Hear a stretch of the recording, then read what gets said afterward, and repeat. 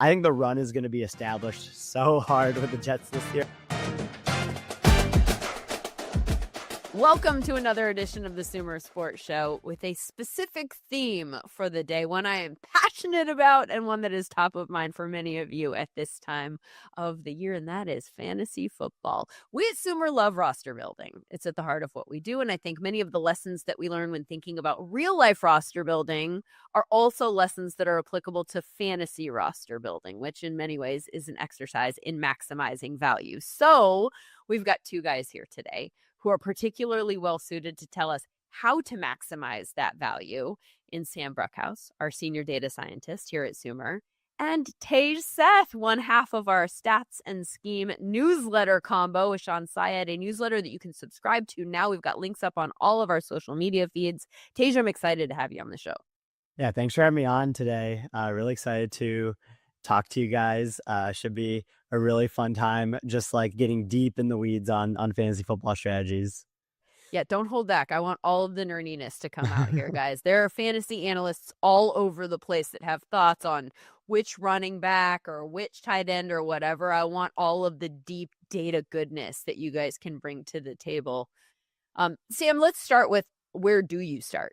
Like, you specifically, with all of the information that you have about what's important, what's not important, where do you start when you're thinking about how to approach a fantasy draft? The place where I started this year was trying to figure out which of the top 5 guys I was really, really interested in. And this is even before, depending on what league you're in, like if you're in a league where you get to pick your spot, or you're in a lottery, or if you're the worst, you're number 1, and so forth and so on. So let's just get past that.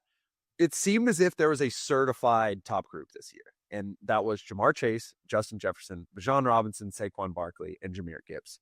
And I think when you know that those 5 will go off the board 1, 2, 3, 4, 5, I don't know how many leagues that wasn't the case in. You really want to parse out what you want to do with that. And I think this year, the most important one, and we have all talked about this quite a bit, was the difference between the running back position and the wide receiver position. So I'm really interested to see what Tej has to say about those differences more generally and this year as well. Yeah, so I was very similar to you there, Sam, where I always start from the top and work my way down. And this year, as I was going through my usual process, it surprised me that running back in the first round seemed like a viable strategy again.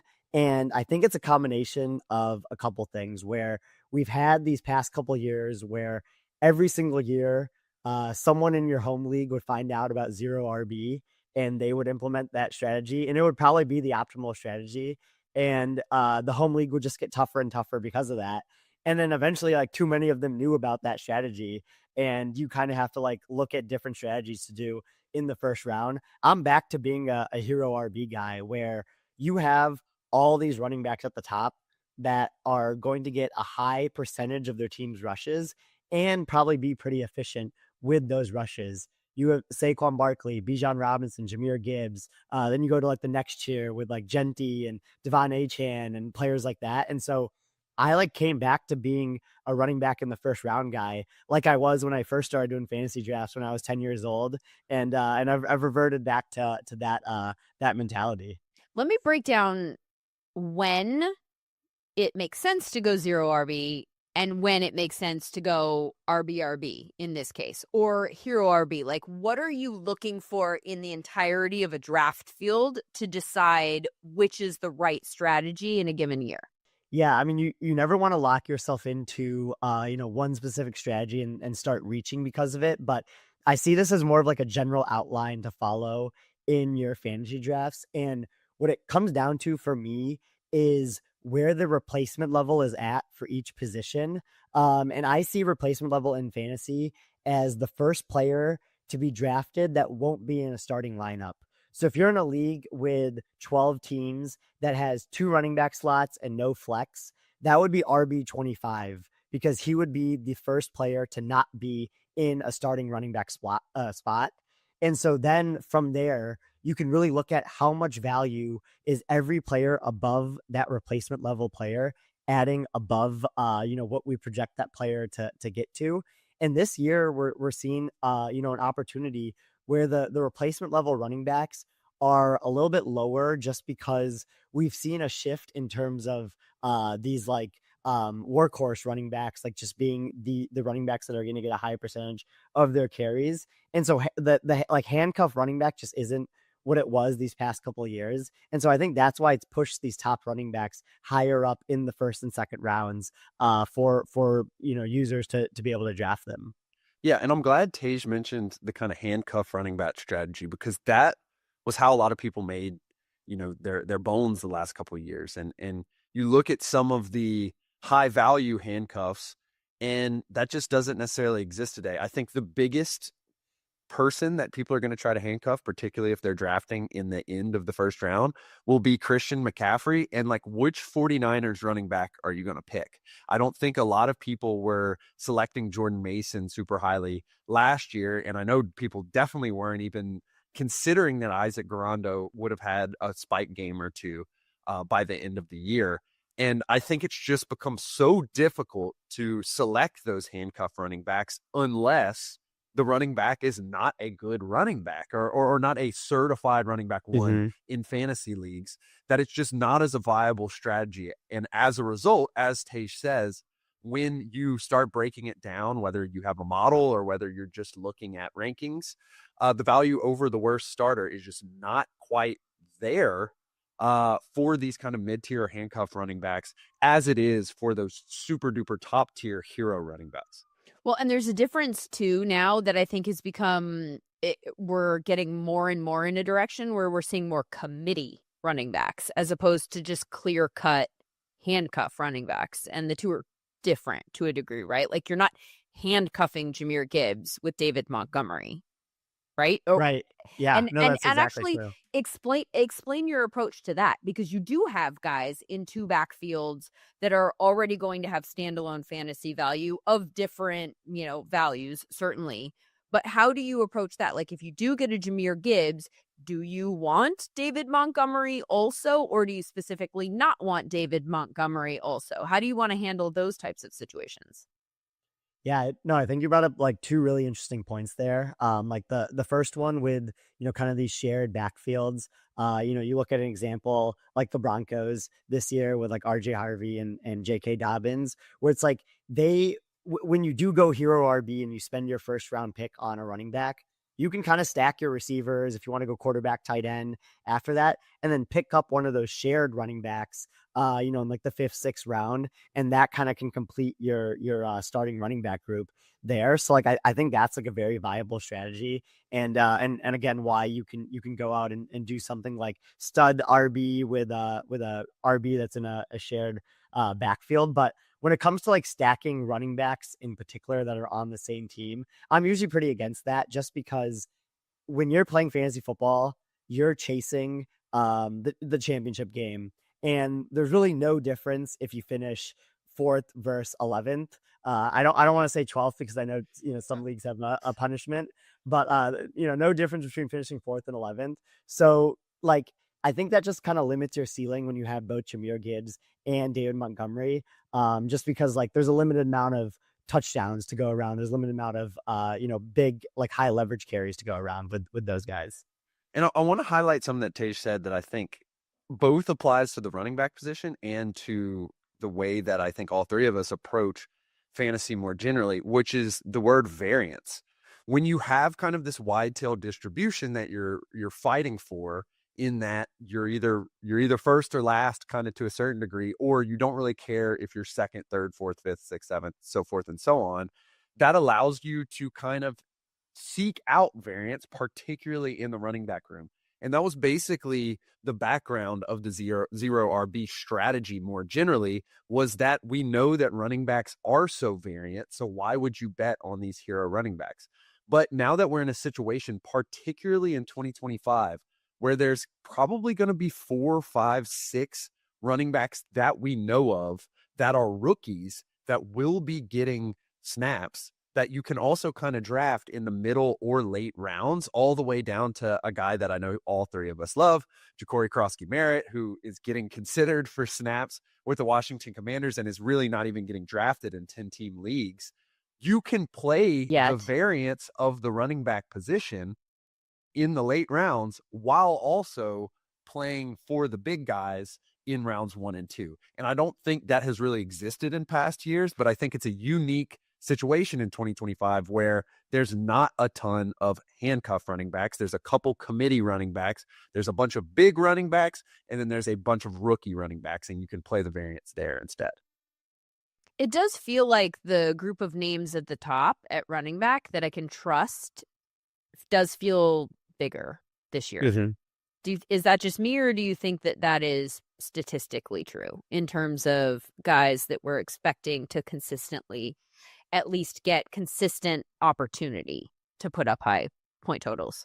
Yeah, no, I totally agree with that. Like, I didn't see that often in past years. I was very big on going wide receiver in the first like 2-3 rounds in previous seasons, but this year I am still okay taking wide receiver round 1, but I'm taking a running back in round 1 more often than I did in the past, just because you have this combination of guys who will have a high percentage of their team's carries paired with a pretty high efficiency and goal line work as well, which is basically like everything you're looking for in your RB1.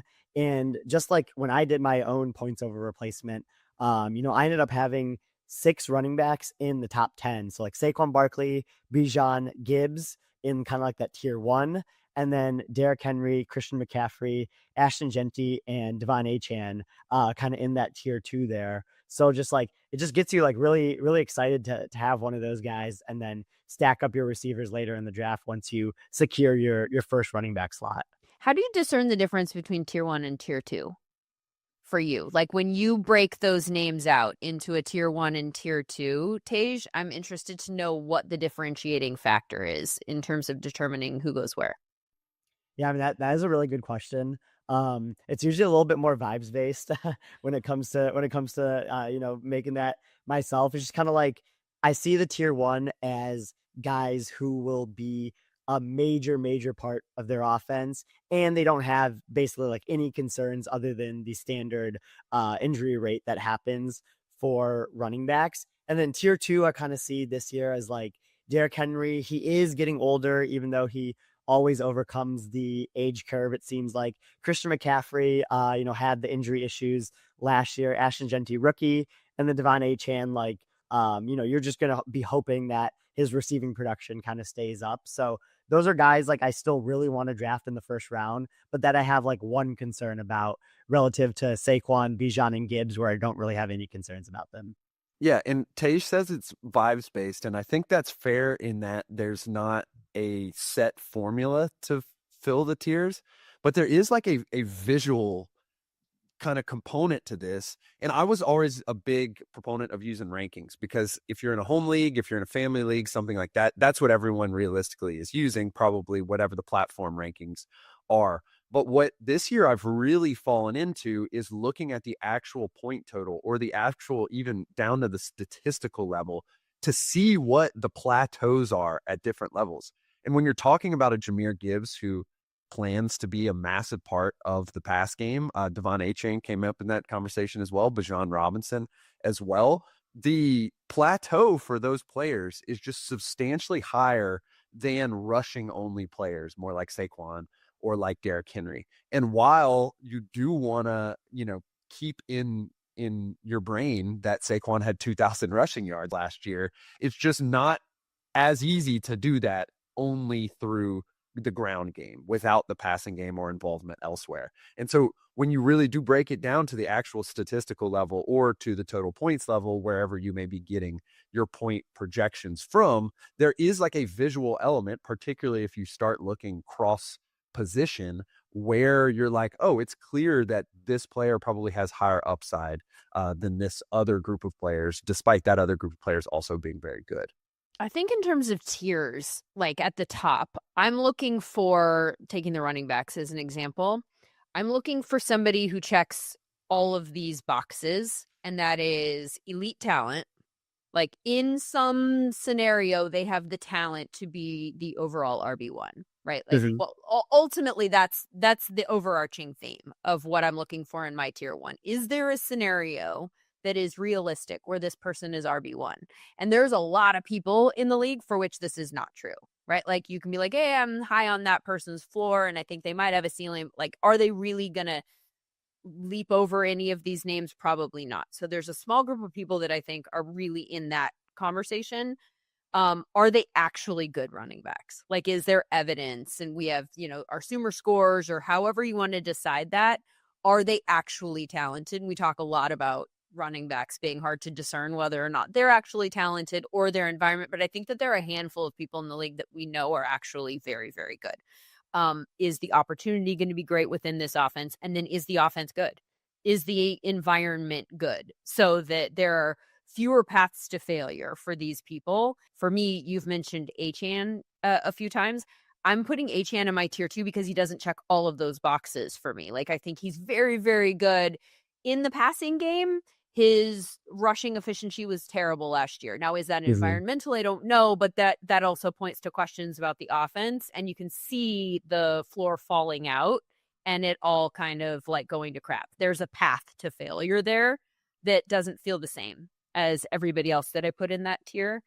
GNT is another one, but that kind of brings up almost like a risk aversion question and where the risk is okay to attach. Because I know, Sam, you talked about you kind of want to chase risk in certain parts of the draft. For me, I don't want to chase risk in round 1 because there's too many other options that check all of the boxes that I talked about. So why would I take on the unknown of a rookie running back specifically there? Even though the upside might be incredible, you're talking about taking that or Amon-Ra St. Brown or that or, like a Christian McCaffrey, or I understand that Christian McCaffrey has some question marks attached to him too, but where do you feel comfortable in a draft taking on risk and where do you not feel comfortable with that? I mean, yeah, it's another really good point to bring up with the risk. And I've always seen it as something that your openness to taking on risk should increase as the draft goes along. Like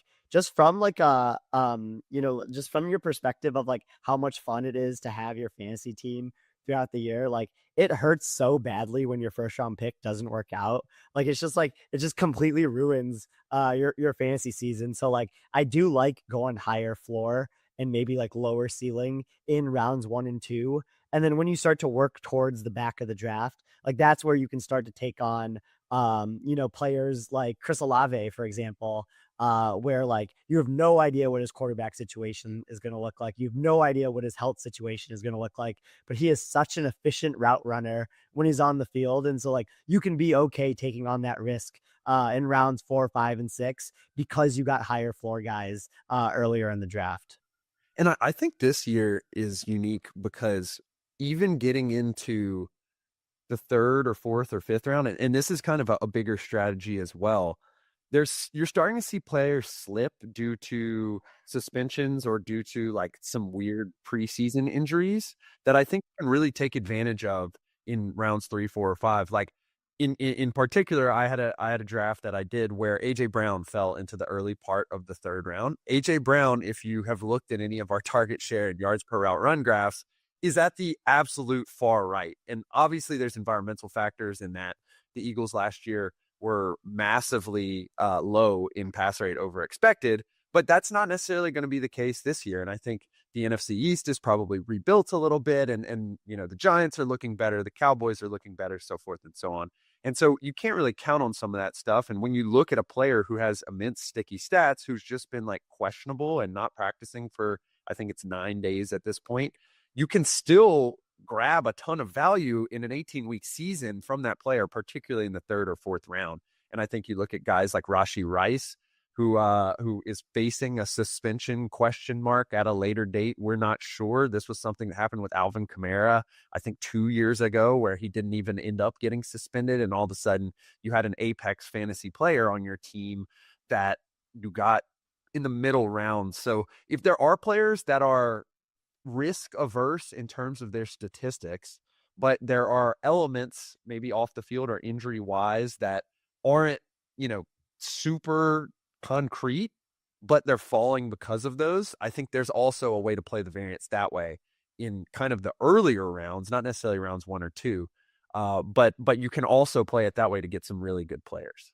Do you want to spread the risk out too? Is that part of it? Like if you start to build, let's say you did take Ashton T in the first round, then does that impact whether or not you have the luxury of taking that swing on someone in the third or fourth round? Like, is there any kind of mathematical component to this in terms of like how much risk is too much risk? I definitely think so. Like I think from our perspective as people who play in multiple fantasy leagues, like I think I'm in 8 this year. I know it's a small fraction compared to what you're in, Lindsay, but like it's easier for us to take on risk because if one of our teams just isn't good, like we have other teams to focus on. I think when it comes to people who, we grew up with, like we're friends with, like people who just play in 1 or 2 fantasy leagues, like it's a little bit different of a problem for them to figure out like how they want to spread out their risk. And I think like when you're building out each position group of your fantasy team, you want to pair it with more dependable players and high risk within the position.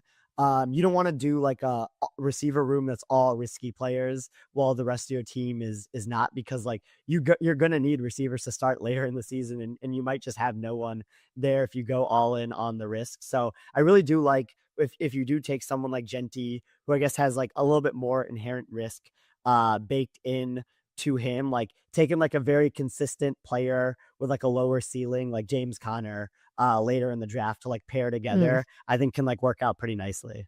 So I think you're starting to get into something that's really hard, or at least in prior years has been really hard for me to differentiate, Tej.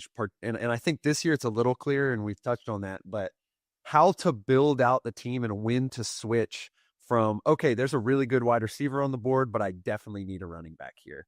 Is there kind of a way that you try to wade through that as you go through the rounds? Or is it just more of a feel thing based on the league? Yeah, I mean that's like a really good point to bring up there as well, and it's definitely something I've noticed myself doing when I do best ball drafts. Is if I'm in a situation where I've already drafted 3 receivers, I'm like, oh, I should take a running back here because like there's no one in that slot right now. And so I think like it is fine to start to like upgrade a position group that you have like less resources in as you go later in the draft. Just from like a feel perspective, just to like get some players at that position in. I think when you're in a redraft league, it's okay to start to like put players on your bench like relatively early in the draft because injuries are going to happen. Start sit variance is going to happen, and you have like the tool of the trade, right? Like if you end up weak at running back but strong at receiver because you have a good receiver on your bench, like week 1 or 2, you can always trade the team that really needs the other position that's stacked at the position that you're weak at, and that can work out there pretty nicely as well. This is, I think, the toughest thing for me, and I would imagine other people too, is understanding that you really want to maximize the value of every pick, but you literally can put yourself in a position if a run happens, you just can't get left out. And so I find myself quite often in drafts, especially when you're playing in with people who are different skill levels than you are, so that you have a harder time predicting how the draft is going to go. Those are the drafts that I find to be the hardest in this sense, where you're like, okay, normally let's say I'm playing in an experts draft and we're all kind of on the same page about where quarterbacks are going to start coming off the board, for instance. And then you go to a home league draft and all of a sudden the quarterbacks are gone. Like there's just a run and you're like, well, I don't like this guy better than the running back or wide receiver that's available here. But if I wait too much longer, I'm literally just going to be left out in the cold at quarterback. So I think that's one of the toughest challenges of fantasy drafts, is knowing when you do need to just fill the slot and just give up the value, or when you want to just take advantage of the fact that they're zigging and zag in a different direction, take the value pick there, and then just make up for it later. I'm wondering how you guys handle those situations when they come up. I think in particular this year, and I'm interested in Tej's thoughts on this, this is most applicable to the tight end position because it feels like this is a 3 tight end year where it's Trey McBride, George Kittle, and Brock Bowers. So Tej, how are you approaching that in particular with respect to, if once someone drafts Trey McBride, George Kittle is probably going to come off the board and Brock Bowers is probably already off the board? Yeah, I mean, it's been really interesting to see how the tight ends have been drafted this year because it's something we've texted about a lot as the three of us. Where if you don't get one of those top three tight ends, you can just wait until like pick 100, like much later in the draft to just get like the one of the last tight ends of the next tier, just because like that first tier is so much further ahead than the rest. And when it comes to drafting one of those top three tight ends early in particular, like I've always been someone that likes to wait on tight ends, which is just like a personal preference because I know that I only have to start one tight end. If the tight end I draft late doesn't work out, I can maybe find someone on the waiver wire. You always have kind of that outlet just in case, but I trust the market is smarter than me. And so to see Bowers and McBride have ADPs that are in like the low to mid 20s right now is a signal to me that having one of those guys is going to be so helpful throughout the season because the gap between the top three tight ends and tight end 13 right now is massive.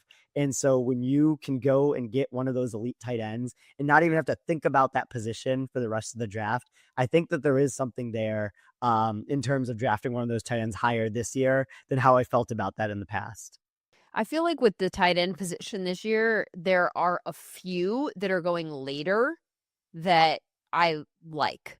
And so for me, I agree that getting one of those top three is smart strategy and that there's a big drop off. It gets so muddy right away after those top three. There's so much question that we can attach to them in terms of the value of taking them where they're going in the draft. Like I just don't necessarily like it compared to the other positions that you could be checking in that range.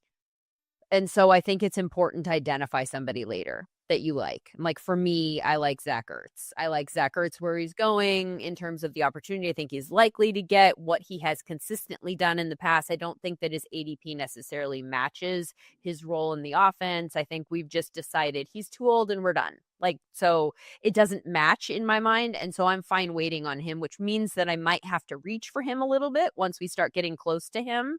And I'll also have to be super aware of who I'm drafting with and whether anybody else has him identified as a guy to go. But I actually think that this is tougher for me with the quarterback position because at quarterback, the runs are likely to happen once somebody takes Josh Allen or Lamar, like those top four, typically people follow it. And so those four are likely to go. And then my guess is that Joe is also likely to go also. I feel like there's another tier break after Baker Mayfield, probably like Bo Baker in that range. And then it gets tricky. So for me, I think quarterback is harder because I have been in drafts where I've been like, okay, big run on quarterbacks in the third round, for instance. I was in a draft where it literally were like 7 of 9 picks. They just went, boom, we're all gone. And so before it even got to me at the end of the round, like I didn't have a chance. And I was looking at grabbing Baker. But so then I had a problem there where I was like, don't like Baker here compared to everybody else, but I'm on the end. And so a whole lot, like we could be done with quarterbacks by the time it comes back to me. Whereas I feel like tight end, there is so much volatility with tight end on a week-to-week basis. Like there's always guys, like you mentioned, maybe even streaming tight ends. There are always guys every week that finish in the top 5 that feel entirely random. Like Will Dissly at the end of the year last year. You could pick him up on waivers, you could plug him in, and he might be a top 5 tight end that week. So, but I'm not sure that that's true in a way that we can identify at quarterback. So I feel like quarterback is a really tough one in terms of like when to get in if you miss that first run.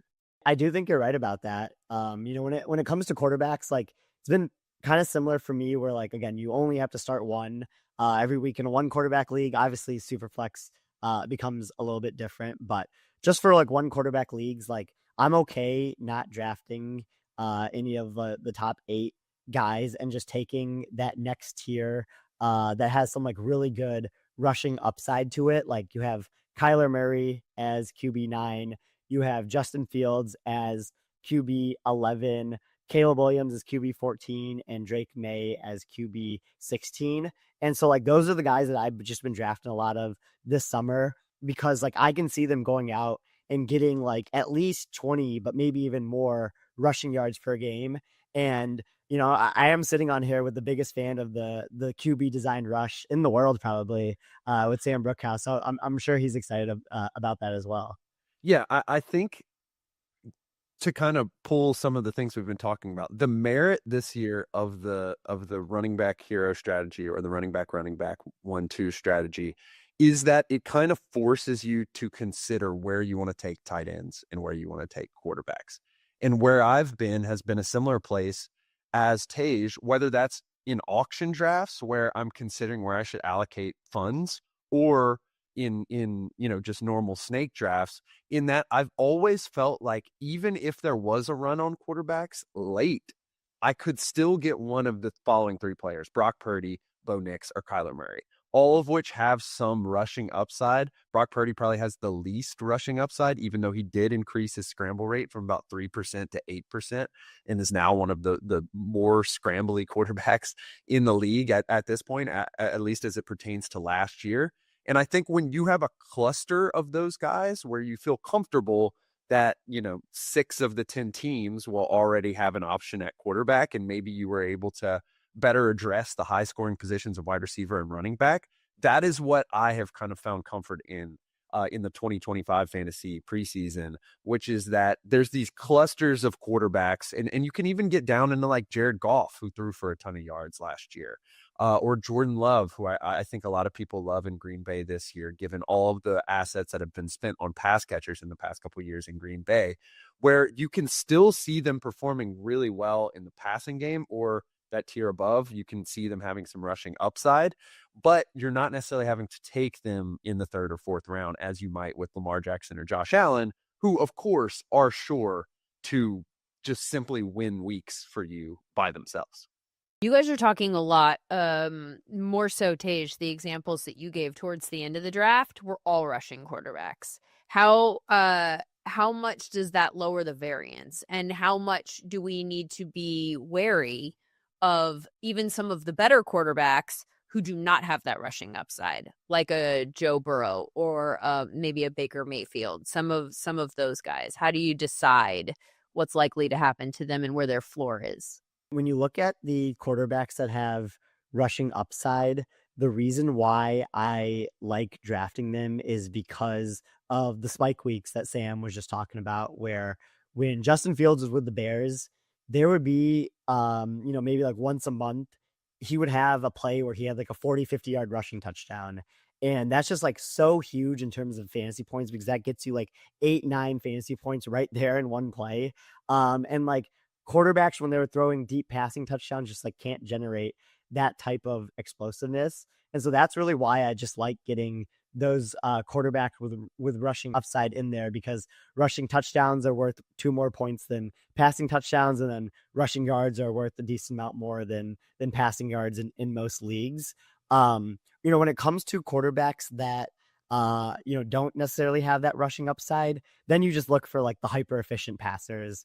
Sam mentioned like Baker, Jared Goff, like those are quarterbacks that ranked very highly in something like EPA per play last season, because their drop back offenses were just so efficient. So like they'll put up yards and passing touchdowns.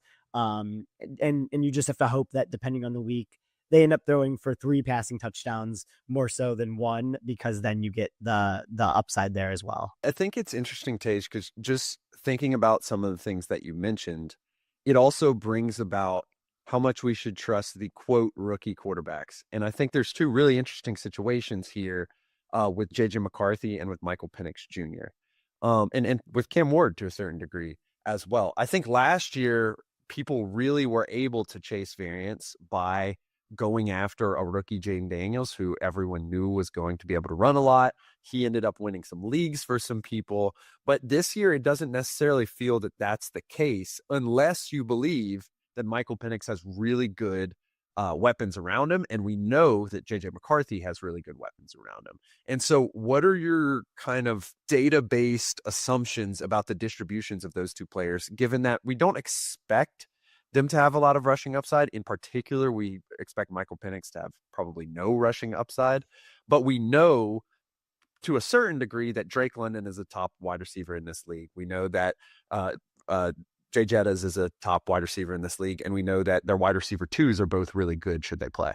Yeah, I mean that's like going to be super fascinating to follow this year is how Penix and JJ McCarthy look in their offenses, because we saw some efficient play out of both Darnold and Cousins for like the first 10 weeks last season. Darnold made it continue a little bit longer. Cousins obviously fell off. So like there is a lot of opportunity in both of their offenses.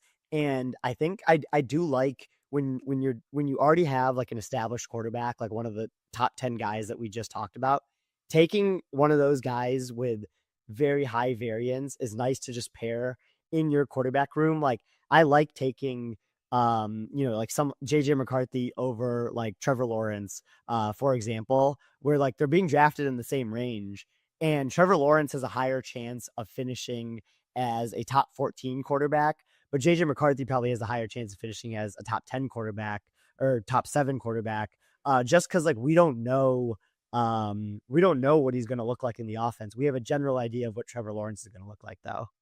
So you're essentially in that range. You're saying you're trying to figure out whose ceiling is capped, Mm-hmm. right? Exactly. Yeah. That's an interesting way of discussing Trevor Lawrence. You think his ceiling is capped? I think like when you look at someone like Trevor Lawrence or Tua, who's like kind of going in that same range, CJ Stroud as well in that same range, like we kind of know what those quarterbacks are at this point. And we know what their offensive supporting casts are, relative to as much confidence as we can have this time of the year. I think like when it comes to Penix and JJ McCarthy, like we have no idea how they're going to look, on the field. Like JJ McCarthy could play as like the 32nd best quarterback in the league all the way up to, maybe like the 7th best quarterback in the league this year as his range of outcomes. And so like, I fully want to lean into that. Like maybe he plays the first 4 weeks and he just looks awful and you drop him and pick up, Russell Wilson if he's on the waiver wire or something, just to get like another quarterback in there. But like, I'm totally fine later in late rounds, just leaning into as much variance as I can. Who are some other guys between the two of you that you think kind of pop in terms of maybe you're going in the wrong spots? It's been really interesting to distill like kind of which players have been going too early or too late. There's been a couple players that have been really big on drafting just because like I think that there's like a lot of opportunity there.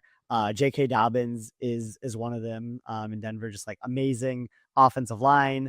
Like again, like when I do my rush share projections, he's someone that shows up pretty well just because like the base rate for RJ Harvey type running backs isn't super high. So, I've been really big on him this year. Sam mentioned Travion Henderson, who I think is like every fantasy analyst's favorite running back to draft this year, just because like there's so much opportunity there as well. And then like a deeper one is like Braylon Allen. Like I don't fully trust Breece Hall after his pretty low efficiency last year. Aaron Glenn has had some press conferences where he's kind of said it's like a 1A, 1B thing right now. So like it does seem like Braylon Allen will get his opportunity to show why he should be the starting running back. And I think there is an outside shot that he could be that by the end of the year. I 100% agree. Who I was going to say was, I think that Breece Hall is a little bit overvalued, and I think Braylon Allen is a little bit of a sleeper. And I think you look at kind of the more high-level pattern recognition stuff that isn't necessarily super data-backed, and you look at what the Lions did, and it was always a 1-2 punch. And I think that if you look at Breece Hall and Braylon Allen, how they were used last year, Braylon Allen started to kind of get more carries by the end of the year. And I definitely agree on that. The other person I wanted to highlight, given all of our discussions at the running back position, has been Chase Brown as well. And I look at Chase Brown as someone who probably will have the volume that Tej has identified. Like, I don't know how much competition he really has on the Bengals team, but I also don't think he's going to be a major part of the passing game. And I also don't think he's like a go-to weapon at any point in that offensive scheme. And so I wonder if we talked about bringing on risk, particularly in the early rounds. And I wonder if he is not risky enough to take a swing on in the second or third round. You should be looking at riskier places in the third, second round at the running back position, just because I feel like he's pretty locked in as a lower target share guy, as a running back, as a certified third to fourth option on that offense, in a pass happy offense as well. And, if you are going to take a ton of swings at rookie running backs throughout the middle and the late rounds, then sure, go with Chase Brown and kind of mix or diversify your risk. But that's another guy who I've been looking at, that when he is selected, I'm always thinking, man, that seems a little high, particularly if you're selecting some, either very risky guys at the top, or you're selecting low risk guys over and over again. Perhaps like a pairing with him and Tyreek Hill, I just don't necessarily know if I get, because you're dealing with guys who seem to have ceilings to a certain degree as it pertains to this year. Speaking of spreading out the risk there. Yeah, he's interesting too, because even just like going to the narrative of how he gets better from last year, that would be the defense being much better and maybe creating closer game scripts potentially. Do we think that the defense got that much better in Cincinnati? They're talking about entertaining trades for Trey Hendrickson. So I don't know how different the script is going to look than it did last year, in which case you might be looking at a similar floor ceiling situation. I want to go back to the Braylon Allen, Breece Hall conversation. Breece Hall's always been somebody who's scared me, largely because there hasn't been a single year where I've looked at that offense and gone, that's going to be a good offense. And so that always scares me with the running back that's going that early. If you can't identify that it's obviously going to be a good game script offense for somebody. And I think I've actually undervalued him as a result, but I'm fine in some cases saying, I'll let someone else take the risk here. And if the risk pays off, good for you. But I'm also getting someone else in this tier that I feel strongly about, and that might also pay off. So you can be wrong about somebody, but be right strategically, because you're still checking that box with a different person that you feel more comfortable with.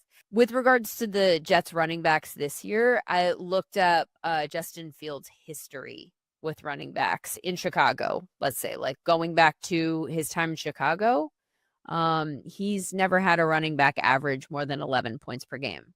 And that was David Montgomery, who we know is a pretty good running back.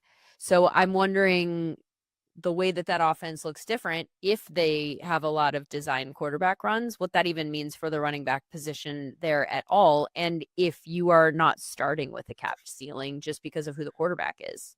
Yeah, I mean, when you look at the Jets backfield, like I do think that is a fair point about just like how much volume can the RB1 for them end up actually getting. But I have been really big on this. I think Sam has been as well. Like, I think the run is going to be established so hard with the Jets this year. Like, they're going to go all in on running the ball. They've made the investments in the offensive line. They brought in, a mobile quarterback that's going to have gravity in the run game. And so when I want to get a piece of that backfield, just because I think that they're going to have the lowest or second lowest pass rate over expected in the league this year, I'm just looking towards the guy that, had a higher EPA per rush success rate and lower tackle for loss rate last year in Braylon Allen over Breece Hall. Yeah, and I think if you want to pick up on the data points, particularly if you're looking historicals that other people may not necessarily pick up on, the Saints, led by Clint Kubiak, were one of the lowest pass rate over expected teams, meaning they were running a lot more than expected. Clint Kubiak is now in Seattle, and I think Kenneth Walker may be a little undervalued as a result. Obviously, I think they could go with a committee with Charbonnet as well. However, they are really going to be establishing the run. So if you want to buy in on teams, as Tej said, he's buying in on the Jets, who the run will be established. I think the Seattle Seahawks are a major one. And especially given in the past years when we've been, quote, let down by Kenneth Walker, especially given last year where the Seahawks were one of the highest pass rate over expected teams, meaning they were passing way more than people expected them to. I think that's a probably good bet on a little data point that people might not necessarily pick up on. So Tej, I've two kind of final questions for you, and they're real quick about defenses and kickers. So, and they both have to do with coaching. So do you believe that a defensive coordinator can optimize their defense to get turnovers. And I think the key ones that implies this year is the Denver Broncos, the Minnesota Vikings, and then we mentioned slightly the Seattle Seahawks. Do you think that you could potentially get alpha in drafting the Seattle Seahawks defense, should you have to draft a defense with your 11th or 12th pick or whatever, given that they are defense 10 and you can just wait until your final pick to get them and know that Mike McDonald is probably going to generate turnovers just as a kind of trickeration of the defense? You can definitely predict that the Seahawks defense will probably generate more turnovers than the average defense, but the confidence in that prediction is not going to be super high because of how random defense is year to year and how random turnovers are year to year. In terms of just like, if you were to project out like the amount of interceptions that every team in the league will have, the distribution will be very narrow, just because it's hard to have a lot of confidence in those projections. Whereas like when you project out receptions, for example, the distribution is like very, very wide, because you can have more confidence in those predictions. And then on the backside of that, let's focus on the offense. Kickers. Do you think that you could target teams that don't go for it on fourth more and are more likely to be kicking, and thus their kickers may have more points from making kicks? That's actually a very good point that I didn't think about. Like I think about like with like Boswell, for example, where like that was the one that came to mind tend with to be me as well. conservative, right? Like actually I would totally be in for that. Yeah. That's a great idea. All right. Tej Seth, who you can find on all of the socials at Tej, Tej, FB Analytics. Sam Bruchhaus is Sam Bruchhaus. Go find them for more of their data-driven analysis that will also point you in the direction of drafting the right fantasy teams. Guys, looking forward to following all of this season, seeing if we're right about the RB at the top. It's a big bet. We got through this whole show without mentioning Kyle Pitts once. I think that's pretty impressive. Thank God. Did we now, or did you just mention him, which means that I have to follow up with Sammy B? You put that tweet out. Are you actually going to draft Kyle Pitts? No, in fact, but I do have him on my like flagged waiver wire. I do have him, but just waiver wire. Yeah, he didn't even go in our draft or in any of our drafts. Really, he's like on the he waivers. Hasn't been being drafted. I don't think that often. Yeah, he's like tight end 19. Yeah, 10-team league. He's like out of it pretty deeply. But does that makes sense to me? Because even if it were to turn around, like the positives with Kyle Pitts is the fact that he is a tight end one with a role in the passing game. The problem is that he doesn't appear to have established that he is good enough to demand targets. So I can't count on him getting the ball, regardless of whether or not Mooney is on the field and we've just had too many different examples of various offenses there, and he still isn't getting it done. What's interesting to me is that I think he's been so overvalued, and I think the core part of that comes from his draft, like the draft asset spent on him. Absolutely. That as a result, he has underperformed. Like you look at his yards per route run, his target share, like he's like slightly above average. He had a pretty good year his first year. If it was really anyone else, we probably wouldn't have thought about it. But when you're a tight end selected with a top 10 pick and then touted as a guy who could potentially be a wide receiver one or a pass catcher one, it just kind of really changes the calculus of what people think about you. And I think at this point, like the best part about Kyle Pitts is that people on the internet really like to talk about him. Yes, no, that is true. I mean, he has become like the quintessential fantasy meme at this point. Like, I think I get someone sending me a Kyle Pitts fantasy meme like almost every day. I love it. Keep sending them to me. Like they're all so funny. Is there a chance that his ceiling changes at this stage of the game? It's unlikely. I'd be shocked, but like the whole point of why I tried to highlight it was because like the gears are there, the changes are there. I just don't know if it's in the cards at this point, 3 years in. Our issue with him is that the gears are always there. The changes are always there. And then he still doesn't produce regardless of that. We keep looking for upside. I think to your point, if he was a guy who was undrafted and had this role in the offense, then we would see value to him attached to him for where he's going in drafts now. But the problem is that we keep bumping him up in drafts, projecting some sort of unseen ceiling. Like it might happen this year because we thought it was going to happen originally and it's never happened. So we keep assigning this potential to him that might just not be there. So we're not looking at the floor anymore. I don't know. Okay. Good stuff, guys. Thank you so much for your analysis. Go follow Sam and Tej everywhere you can. And we'll be back next week actually, we're going to be back later this week with a lot of content because Sam and I are going to a fantasy football event. And so we'll be putting out content all week that is fantasy football related. Be sure to follow along for that at SumerSports everywhere on the social media. We'll be back with another edition of the SumerSports Show next week.